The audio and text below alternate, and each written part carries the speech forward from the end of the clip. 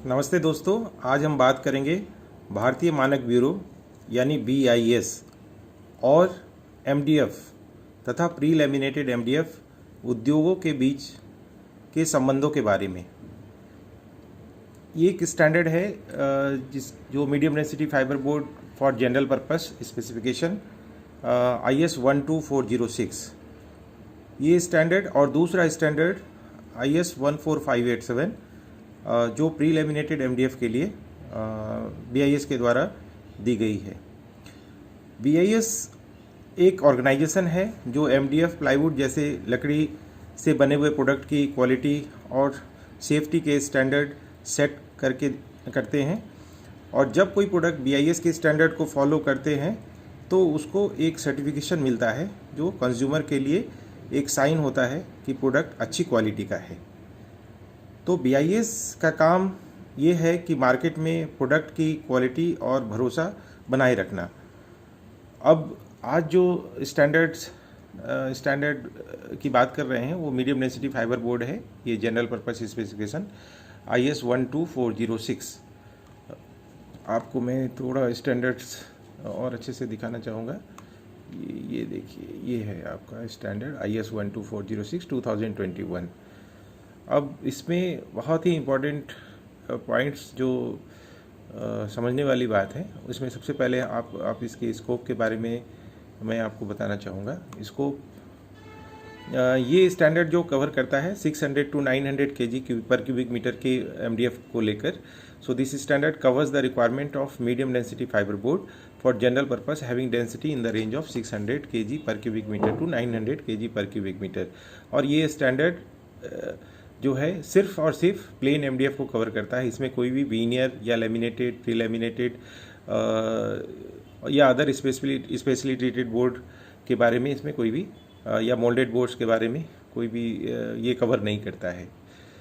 अब इसमें इस स्टैंडर्ड्स को आगे बढ़ते हुए हम अगर देखना चाहेंगे तो इसके रेफरेंसेस जो हैं वो आपको कई रेफरेंसेस लिए गए हैं, स्पेशली 707 जो टर्मिनोलॉजी से रिलेटेड है, और 4905 IS 4905 जो रैंडम सैम्पलिंग से रिलेटेड है, IS 2380 जो है मेथड ऑफ टेस्ट से रिलेटेड है, और इसके अलावे IS 12460 पार्ट 1 ये है ISO ये डिटर्मिनेशन ऑफ फॉर्मल्डिहाइड रिलीज के रिगार्डिंग है जो चैम्बर मेथड से बताया गया है। IS 13745 जो परफोरेटर मेथड के बारे में जिसमें डिस्कशन है, ये method for determination of formaldehyde content.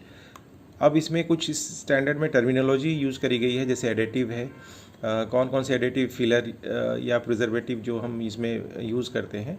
डिफाइब्रेशन क्या होता है, जब MDF को हम जब वुड से चिप्स में कन्वर्ट करते हैं और चिप्स से फाइबर बनता है तो उसमें रिफाइनर के हेल्प से, थर्मोमैकेनिकल पल्प की हेल्प से हम उसको डिफाइब्रेट करते हैं, और वो डिफाइब्रेशन इक्विपमेंट में रिफाइनर में होता है। फिर फाइबर के बारे में, जो फाइबर वुड से कन्वर्ट होकर फाइबर बनता है तो उसका डिस्कशन इस स्टैंडर्ड में है। फॉर्मिंग क्या होता है, जब मैट का फॉर्मिंग जो फाइबर एक्यूमुलेट करके जब हम उसको पियानो और स्कैल्पर के थ्रू जब डेंसिटी डिस्ट्रीब्यूशन इन्फॉर्म करते हैं तो वहाँ पे फॉर्मेशन करते हैं। फॉर्मिंग बिन में मटेरियल कलेक्ट होता है, ड्राइड और रेजिनेटेड फाइबर, और उसके हेल्प से हम आगे मैट फॉर्मिंग बनाते हैं। अब क्लासिफिकेशन की बात करें तो क्लासिफिकेशन में इसमें 2 ग्रेड हैं, ग्रेड 1 और ग्रेड 2। दोनों ही flat press single layered MDF board के ग्रेड्स हैं, और दोनों ही ग्रेड में फॉर्मल्डिहाइड क्लास E1 और E2 मेंशन किया हुआ है। और बेसिक रॉ मटेरियल, इस मटेरियल को MDF को बनाने के लिए जो जो चीज़ें हैं, जैसे वुड है, फिर आप देखेंगे कि इसके अलावे एडहेसिव है, ये एडहेसिव इसमें मेनली अमीनो रेजिन यूज़ करी जाती है, क्योंकि फिनोलिक रेजिन में थोड़ा चांसेस होते हैं कॉन्टीन्यूस प्रेस में फायर होने के, इसलिए हम लोग वो हाई टेम्परेचर तक नहीं लेके जा सकते हैं, क्योंकि उतना मशीनरी जो बाहर से आ रहे हैं वो एक फुल्ली ट्यून्ड नहीं है उस एडहेसिव के लिए। तो एडहेसिव में mainly MU of resin exterior grade के लिए, और U ऑफ रेजिन जो है यूरिया फॉर्मल्डिहाइड रेजिन जो है इंटीरियर ग्रेड के लिए हम लोग बनाते हैं। इसी में फिर कार्ब ग्रेड और E1 E0 को हम लोग मॉडिफाई करके रेजिन को बना लेते हैं विद द डिफरेंट स्कैवेंजर। फिर साइजिंग मटेरियल में पैराफिन वैक्स यूज़ करी जाती है, स्मार्ट वैक्स यूज़ करी जाती है। प्रिजर्वेटिव में बहुत सारे anti fungal, anti termite, anti borer chemicals use करे जाते हैं। यहाँ भी कुछ केमिकल्स के नाम मेंशन किए हुए हैं, उसके परसेंटेज, बट ये वेरी करता है, डिपेंड करता है अपने प्रोडक्ट टू प्रोडक्ट और प्रोडक्ट के मैन्युफैक्चरर्स जो अपनी वहाँ की फैसिलिटी के अकॉर्डिंग, इसके अलावे और उनके विज़न के अकॉर्डिंग। इसके अलावा मैन्युफैक्चर्ड प्रोडक्ट जो है उसको अगर हम फिनिश प्रोडक्ट की बात करें तो वहाँ पे उसकी डायमेंशन एंड टॉलरेंसेस की बात करें तो लेंथ ±3 mm पर मीटर, विड्थ जो है ±3 mm पर मीटर, थिकनेस में ±0.3 mm और एज स्ट्रेटनेस और स्क्वायरनेस मैक्सिमम जो है 2 mm पर मीटर है, जो कि ये टॉलरेंस BIS ने दे रखा है, जो बहुत ही आइडियल और बहुत ही सूटेबल है मैन्युफैक्चरर्स के लिए। और साथ के साथ यूज़र्स जो यूज़र्स हैं उनके लिए भी ये बहुत ही करेक्ट है। अब हम बात करते हैं कुछ फिजिकल और मैकेनिकल टेस्ट से रिलेटेड जो इस प्रोडक्ट को कंफर्म करने के लिए, यानी उसकी स्टैंडर्ड को बनाए रखने के लिए BIS ने हमें दिया है। और जैसे मैंने बताया कि ग्रेड 1 और ग्रेड 2, तो ग्रेड 1 जो है वो स्ट्रिंजेंट क्वालिटी है और इसमें हम डेंसिटी 600 to 900 सभी थिकनेसेस के लिए मेंशन करते हैं और वेरिएशन फ्रॉम मीन डेंसिटी ±10% है, मॉइस्चर कंटेंट 5 to 10% है और variation from mean moisture content ±3% है। लीनियर एक्सपांसन जो है उसकी रेंज जो है थिकनेसेस के अकॉर्डिंग है और वो 6 से 35% तक वेरी करती है 24 आवर्स सोकिंग के बाद। इंटरनल बॉन्ड स्ट्रेंथ जो है 0.5 से लेकर 0.7 तक वेरी करेगी और इंटरनल बॉन्ड स्ट्रेंथ में कुछ साइक्लिक टेस्ट है, उसकी वैल्यू 0.1 से लेकर 0.35 न्यूटन पर mm² और after accelerated water resistance test AWR जो है वो 0.1 से लेके 0.2 न्यूटन पर mm² के बराबर तक होती है। इसके अलावा जो और मैकेनिकल टेस्ट में MOR है, मॉडुलस ऑफ रप्चर, उसकी वैल्यू एवरेज वैल्यू जो है 15 से लेके 27 न्यूटन पर mm² की रेंज है। जहाँ तक कि इंडिविजुअल वैल्यू की बात है वो 13.5 से लेके 24 न्यूटन पर mm² का रेंज दिया गया है इस स्टैंडर्ड में। अब इसके अलावा मॉडुलस ऑफ इलास्टिसिटी आप देखेंगे रेंज जो है 1900 मिनिमम और 2800 मैक्सिमम। सो 1900 से 2800 एवरेज वैल्यू की रेंज है MOE की, मॉडुलस ऑफ इलास्टिसिटी, और इंडिविजुअल वैल्यू जो है 1700 से 2500 इंडिविजुअल वैल्यू जो है उसकी रेंज है न्यूटन पर mm² में। स्क्रू विड्रॉल स्ट्रेंथ टेस्ट के लिए जो फेस वैल्यू जो है, फेस के डायरेक्शन में अगर हम इस स्ट्रेंथ को कैलकुलेट कर रहे हैं तो 1250 न्यूटन इसकी वैल्यू होनी चाहिए फेस में, और एज में जो है वो इसकी वैल्यू जो है 850 दी गई है।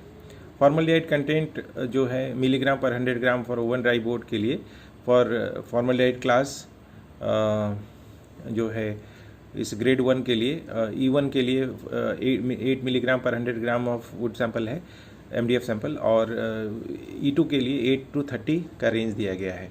तो बहुत ही ये लीनियंट और बहुत ही प्रैक्टिकल अप्रोच है BIS की तरफ से, जो इंडस्ट्रीज़ को और प्लस यूज़र्स के लिए दोनों के लिए ये बहुत ही लाभकारी है। अब एक ऑप्शनल टेस्ट भी है इसके साथ, स्टेडी स्टेट फॉर्मल्डिहाइड इमिशन, जो हम कर भी सकते हैं और नहीं भी कर सकते, ऑप्शनल है। तो इसमें जो E1 की वैल्यू जो है वो <= 0.124 दी गई है। इसका जो यूनिट है मिलीग्राम पर क्यूबिक मीटर है, और फॉर फॉर्मल्डिहाइड क्लास E2 है जो है उसकी वैल्यू जो है 0.124 मिलीग्राम पर क्यूबिक मीटर से ज़्यादा जितनी भी वैल्यू होगी तो वो वैल्यू जो है वो उस रेंज में लाई करेगी E2 के रेंज में। और जब हम AWR और साइक्लिक टेस्ट परफॉर्म कर रहे होते हैं तो उसके बारे में यहाँ पे डिटेल दी हुई है कि ये किस प्रकार से हम परफॉर्म कर सकते हैं। अब आप बात करते हैं ग्रेड 2 की, जो इंटीरियर ग्रेड या ग्रेड 2 है, उसमें डेंसिटी भी है 600 to 900, जो हर थिकनेसेस के लिए, यानी <= 2.5 mm, मोर देन 2.5 से लेके 4 mm, more than 4 mm to 6 mm, 6 to 9, 9 to 12, then 12 to 19, 19 to 30, 30 to 45 and more than 45। तो यहाँ पर डेंसिटी की रेंज जो है सभी के लिए 600 to 9 kg पर क्यूबिक मीटर है। Variation from mean density ±10%, moisture content 5 to 10%, और variation from mean moisture content ±3%। Linear expansion का रेंज जो है 6% से लेकर मिनिमम 45% तक है मैक्सिमम, तो ये रेंज है। और अगर हम इंटरनल बॉन्ड स्ट्रेंथ की बात करें तो 0.5 से लेके 0.65% न्यूटन पर mm स्क्वायर का रेंज है। और मॉडुलस ऑफ रप्चर की रेंज जो दी गई है वो 15 से लेके 23 एवरेज वैल्यू में और 13 से लेके 20.5 जो है इंडिविजुअल वैल्यू न्यूटन पर mm स्क्वायर में। मॉडुलस ऑफ इलास्टिसिटी 1700 से 2800 है और इंडिविजुअल एवरेज वैल्यू जो है 1500 से 2500 न्यूटन पर mm स्क्वायर की रेंज दी गई है। इसके अलावा स्क्रू विड्रॉल स्ट्रेंथ 1250 है फेस के लिए और न्यूटन, और एज में 700 दी गई है। ये वैल्यू जो है नॉट एप्लीकेबल होगा। आप देख लीजिए ऊपर, जब हम 12 mm से बात करेंगे, ये देखिए ये जो वैल्यू है 12 mm, more than 12 mm and 19 mm, यानी मोर देन 12 mm से अबव की जब बात करेंगे तो हमारी ये वैल्यू 700 एज पे होनी चाहिए न्यूटन। उससे लोअर थिकनेस के लिए ये एप्लीकेबल नहीं है। फॉर्मल्डिहाइड कंटेंट जो है वो E1 के लिए 8 लेस देन 8 है और E2 के लिए 8 to 30 है। उसी प्रकार से स्टेडी स्टेट फॉर्मल्डिहाइड इमिशन जो है वो ऑप्शनल है और उसकी वैल्यू जो है लेस देन 0.124 और E2 के लिए मोर देन 0.124 मिलीग्राम पर क्यूबिक मीटर की प्रिस्क्राइब वैल्यू स्टैंडर्ड में दी गई है और इसी को फॉलो करना है इंडस्ट्रीज़ को। और ये लगभग सभी इंडस्ट्रीज़ के लिए एक बहुत बड़ा चैलेंज है कि BIS, हालांकि BIS इंडस्ट्री से कंसल्ट करके और उनके प्रोडक्ट को प्रॉपरली R&D करके ही और इंटरनेशनल स्टैंडर्ड को कंसल्ट करके ही, रेफ़र करके ही सारे स्टैंडर्ड बनाती है।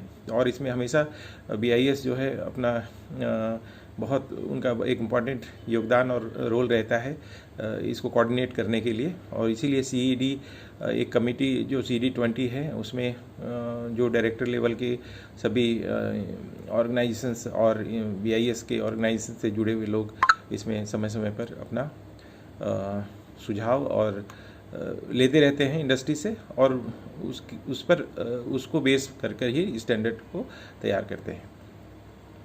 अब इसके अलावा डायमेंशन एंड टॉलरेंसेस में लेंथ, विड्थ, थिकनेसेस का एक जनरल आइडिया दिया हुआ है। इसके अलावा अगर कभी भी मैन्युफैक्चरर्स और परचेजर्स के बीच में आपस में एग्रीमेंट होता है तो वो साइज़, थिकनेस और विड्थ अपने सूटेबिलिटी के हिसाब से एडजस्ट करके चल सकते हैं। और इसके अलावा जो मार्किंग है, सैम्पलिंग टेक्निक तो लेबोरेटरी के लिए होता है और इसके अलावा जो कन्फर्मिटी की क्राइटेरिया भी BIS ने दे रखा है। इसके अलावा एडिशनल इको मार्क का है, अगर हम लेना चाहें तो ले सकते हैं, ऑप्शनल है। और सर्टिफिकेशन मार्किंग में जो अपने प्रोडक्ट के ऊपर जो ब्रांडिंग करते हैं उसमें बहुत कई चीज़ों का ध्यान रखना पड़ता है, तो वो भी BIS ने प्रॉपरली मेंशन किया हुआ है इस स्टैंडर्ड में। अब इस स्टैंडर्ड को अगर देखूँ तो ये पूरा स्टैंडर्ड जो है IS 12406, ये स्टैंडर्ड को ही ध्यान में रखकर हमारा दूसरा स्टैंडर्ड जो है IS 14587 को तैयार किया गया है। यानी कि जो स्टैंडर्ड IS 12406 में फिजिकल और मैकेनिकल प्रॉपर्टी है, क्योंकि ज़्यादातर इंडस्ट्रीज जो है in line of that plain MDF only उसको ही फॉलो करते हुए उस पर प्री लेमिनेशन करते हैं और जो रेजिनेटेड जो इम्प्रेग्नेटेड पेपर है उसको उसके ऊपर पेस्ट करते हैं इन शॉर्ट साइकिल प्रेस। तो ये स्टैंडर्ड में भी जो वैल्यूज़ आप देखेंगे वो ऑलमोस्ट सभी वैल्यूज़ जो हैं वो आपको प्लेन MDF के इक्वल ही मिलेंगे। उसमें कई टेस्ट कुछ अलग होंगे तो वो मैं आपको एक बार दिखा देता हूँ। तो इसमें स्कोप में हम आएंगे तो ये स्टैंडर्ड जो है, this standard covers the requirement of pre laminated medium density fibre board for general purpose and also for the special applications. इसमें ग्रेड की बात करें तो क्लासिफिकेशन देख लीजिए, ग्रेड 1 और ग्रेड 2 है और इसमें हर ग्रेड में 4 टाइप्स हैं, टाइप 1, टाइप 2, टाइप 3, टाइप 4 और हर टाइप में फॉर्मल्डिहाइड क्लास E1 और E2 एप्लीकेबल है। और dimension and tolerances as such है और आप देखेंगे कि इसके अलावा नॉमिनल साइज़ में प्री लेमिनेटेड MDF में भी जो टॉलरेंसेस है वो प्लेन MDF के बराबर है। ये देख लीजिए, जहाँ पर length, width, thickness, edge, straightness, squareness बिल्कुल प्लेन MDF के बराबर है। और इसके अलावा मार्किंग एंड कॉन्फॉर्मिटी का क्राइटेरिया, एवरीथिंग थोड़ा सा प्रीलिमिनेशन को ध्यान में रख के किया गया है। इसमें जो सबसे इम्पोर्टेंट फिजिकल मैकेनिकल टेस्ट के बारे में बताऊंगा, जो आप देखेंगे कि बिल्कुल अभी हम ग्रेड 1 की बात कर रहे हैं, तो आप देखेंगे कि डेंसिटी जो है 600 to 900 जो आपने प्लेन एमडीएफ में देखा था वो सब सेम है। मतलब यहाँ पे आप देखिए एक लीनियर एक्सपांसन जो 24 आवर्स सोकिंग की बात करते हैं, तो उसकी मिनिमम रेंज जो है 6 है to 35 है, और 0.5 से लेके इंटरनल बॉन्ड जो है 0.5 से लेके 0.7 न्यूटन पर mm स्क्वायर की है। और इसी प्रकार से internal bond strength after cyclic test और after accelerated water resistance test भी प्लेन एमडीएफ के बराबर ही है। इसके अलावा आप modulus of rupture, modulus of elasticity, ये सभी प्लेन एमडीएफ के ग्रेड 1 के इक्वलेंट है, सेम दी हुई। इसमें कुछ टेस्ट जैसे आप देखेंगे, जैसे फॉर्मल्डिहाइड कंटेंट सेम ही है, पर अब एवरेजन रेजिस्टेंस टेस्ट में टाइप 1, टाइप 2, टाइप 3, टाइप 4 में टाइप 1 के लिए 1000 है, टाइप 2 के लिए 450 है दी गई है, और टाइप 3 के लिए 250, और ये मिनट है, रिवोल्यूशन पर मिनट। तो ये रिवोल्यूशन पर मिनट टाइप 4 के लिए 75 है। उसके अलावा resistance to steam, water vapour, resistance to crack, resistance to cigarette burn, resistance to stain, इसकी जो कन्फर्मिटी क्राइटेरिया है उसमें रेजिस्टेंस टू स्टीम के लिए नो ब्लिस्टर, डिलेमिनेशन और changes in surface finish, resistance to crack में नो शाइन ऑफ क्रैक और delamination, resistance to cigarette burn में नो मार्क और stain on the specimen after cleaning with the water और solvent, and resistance to stain में no stain on the specimen after cleaning with the solvent और detergent. तो ये हम ध्यान रखेंगे, तो ये टेस्ट हम लोग कंफर्म कर सकते हैं। इसके अलावा ग्रेड 2 में ऑलमोस्ट जो प्लेन एमडीएफ की ग्रेड 2 की वैल्यूज़ हैं वो सभी इसमें मीट कर रहे हैं। आप देखेंगे कि आप प्लेन एमडीएफ को अगर ध्यान है तो उसमें भी देखिए कि density 600 to 900, variation in density +-10%, moisture content 5 to 10%, variation from mean moisture content +-3%, linear expansion के रेंज जो है 6 to 45 है, और इसके अलावा इंटरनल बॉन्ड स्ट्रेंथ 0.5 से लेकर 0.65 है। मॉडुलस ऑफ रप्चर जो है उसकी वैल्यू, एवरेज वैल्यू 15 से 23, मॉडुलस ऑफ इलास्टिसिटी की एवरेज वैल्यू 1700 से 2800, स्क्रू विड्रॉल स्ट्रेंथ की वैल्यू 1250 फेस में न्यूटन और एजेस में 700, तो 700 और एप्लीकेबल है आफ्टर 12 mm थिकनेस। तो हम बात कर रहे थे फिजिकल मैकेनिकल रिक्वायरमेंट्स की, जो प्रीलिमिनेटेड एमडीएफ ग्रेड 2 के लिए है, और इसमें जो हम लोगों ने अभी देखा है कि स्क्रू विड्रॉल स्ट्रेंथ जो है वो 1250 फेस के लिए और एज के लिए 700, तो ये रिक्वायरमेंट एज पर स्टैंडर्ड आपको थिकनेस के अकॉर्डिंग दी हुई है। फॉर्मल्डिहाइड कंटेंट, इसमें भी फॉर्मल्डिहाइड क्लास E1 के लिए लेस देन 8 मिलीग्राम है, और E2 के लिए 8 to 30 का रेंज है। स्टेडी स्टेट फॉर्मल्डिहाइड इमिशन का रेंज जमर मेथड से 0.124 E1 के लिए लेस देन 0.124, और E2 के लिए मोर देन 0.124। तो इस प्रकार से ये कंप्लीट स्टैंडर्ड जो है आप देख पा रहे हैं। इसके अलावे जो इसमें एडिशनल टेस्ट है, जैसे ग्रेड 1 के लिए था एब्रोजन रेजिस्टेंस का टेस्ट, टाइप 1, टाइप 2, टाइप 3 और टाइप 4 के लिए, तो टाइप 1 के लिए 1000 रिवोल्यूशन पर मिनट, टाइप 2 के लिए 450 रिवोल्यूशन पर मिनट, टाइप 3 के लिए 250 रिवोल्यूशन पर मिनट, टाइप 4 के लिए 75 रिवोल्यूशन पर मिनट। और इसके अलावा जो अदर टेस्ट हैं वो resistance to steam, water vapour, जहाँ पर कि कोई भी ब्लिस्टर नहीं होनी चाहिए, नो ब्लिस्टर, डिलेमिनेशन और changes in the surface finish. इसके अलावा रेजिस्टेंस टू क्रैक, जिसमें कि कॉन्फर्मिटी क्राइटेरिया है कि नो शाइन ऑफ क्रैक और डिलेमिनेशन। और थर्ड है रेजिस्टेंस टू सिगरेट बर्न, तो इसमें भी नो मार्क और stain on the specimen after cleaning with water और सॉल्वेंट। रेजिस्टेंस टू स्टेन की टेस्ट में आपको किसी तरह का no stain on the specimen after cleaning with the solvent और डिटर्जेंट। तो ये जो टेस्ट है, this test are very important for prelaminated MDF conformity criteria के लिए। और ये स्टैंडर्ड में बाकी जो है इम्पॉर्टेंट ध्यान देने वाली बात है, दोनों ही स्टैंडर्ड के लिए कॉमन सी बात है कि आप इस स्टैंडर्ड को लेकर हम we should be very cautious. और अगर हम इसको प्रॉपरली अगर अंडरस्टैंड कर रहे हैं तो क्या इसकी बेनिफिट्स हैं एक इंडिविजुअल के लिए या किसी भी लोग आम आदमी के लिए क्या बेनिफिट्स कर सकता है। तो सबसे इम्पॉर्टेंट है कि क्वालिटी एश्योरेंस, कि अगर हम इंडियन स्टैंडर्ड को जान रहे हैं तो हम कॉन्फिडेंट होंगे कि एमडीएफ परचेस कर रहे हैं या प्री लैमिनेटेड परचेस कर रहे हैं तो वो मिनिमम जो क्वालिटी है उसकी बेंचमार्क है उसको वो मीट कर रहा है कि नहीं कर रहा है, तो उसकी ड्यूरेबिलिटी और परफॉर्मेंस जो है आप इंश्योर कर सकते हैं। दूसरी बात, इम्पॉर्टेंट बात है कि सेफ्टी और अवेयरनेस। अगर हम अपने प्रोडक्ट को उसकी स्टैंडर्ड को जान रहे हैं तो वो क्योंकि वो कंप्लाई कर रहा है या सेफ्टी रेगुलेशन को या उसके क्वालिटी स्टैंडर्ड्स को, तो एक रिस्क भी रिड्यूस हो जाता है कि अगर हार्मफुल, क्या उसमें कोई हार्मफुल केमिकल तो नहीं इस्तेमाल किए गए हैं या कोई भी स्ट्रक्चरल वीकनेस है तो हम उस पर अपना जजमेंट ले सकते हैं। इसके अलावा इम्पॉर्टेंट इन्फॉर्मेशन, अगर कोई आपका डिसीजन मेकिंग होगा उस प्रोडक्ट को लेकर कि इंडियन स्टैंडर्ड अगर आप जान रहे हैं तो आप डिसीजन भी अच्छे तरीके से ले सकते हैं कि इसमें एमडीएफ कौन से एमडीएफ का सिलेक्शन हमें करना चाहिए, किस लोकेशन के लिए या किस एप्लीकेशन के लिए। तो वो बहुत इंपॉर्टेंट हो जाता है कि वो एप्लीकेशन, पर्टिकुलर एप्लीकेशन में वो प्रोडक्ट जो है वो इंश्योर करे कि वो इस क्वालिटी को उसको मीट कर रहा हो एंड परफॉर्मेंस उसके अकॉर्डिंग, उसकी रिक्वायरमेंट के अकॉर्डिंग वो परफॉर्म करे। और इसके अलावा एक इम्पॉर्टेंट है कि इवोल्यूशन आप कर सकते हैं, कॉम्परेटिव इवोल्यूशन, कि अपने अगर आप स्टैंडर्ड को जान रहे हैं तो आप एमडीएफ के जो वेरियस प्रोडक्ट मार्केट में अवेलेबल हैं तो उसको भी आप अपने इंडियन स्टैंडर्ड से कंपेयर कर सकते हैं और बाकी के प्रोडक्ट के साथ कंपेयर कर सकते हैं as a reference Indian standard को ध्यान में रखते।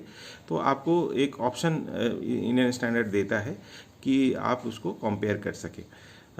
इसके अलावा आपके पास एक राइट है, कंज्यूमर राइट एक प्रोटेक्शन, जहाँ पर कि ये स्टैंडर्ड आपको एक एम्पावर करता है कि आपकी क्वालिटी की जो डिमांड है या सेफ्टी का जो कंप्लायंस है वो मीट कर रहा है, नहीं मीट कर रहा है। अगर नहीं मीट कर रहा है तो you have a right, consumer rights है कि आप उसको किस प्रकार से वो प्रोडक्ट जो है कंट्रीब्यूट करे एक सेफर मार्केट प्लेस में। तो ओवरऑल अगर हम ये स्टैंडर्ड को अच्छे से जान पा रहे हैं तो हमें हाई क्वालिटी, सेफ और रिलायबल प्रोडक्ट जो है आपको परचेस करने में या अपने प्रोजेक्ट के लिए, आपकी नीड के लिए वो बहुत इम्पॉर्टेंट है। उम्मीद है इस जानकारी से आपको फ़ायदा होगा। अगर आप चाहते हैं कि आपको ऐसा कंटेंट मिलता रहे तो आप इस चैनल को सब्सक्राइब कर लीजिए। अगर आपका कोई प्रश्न है तो आप इसे कमेंट करें। आपका इस वीडियो को देखने के लिए बहुत बहुत धन्यवाद। Thank you very much.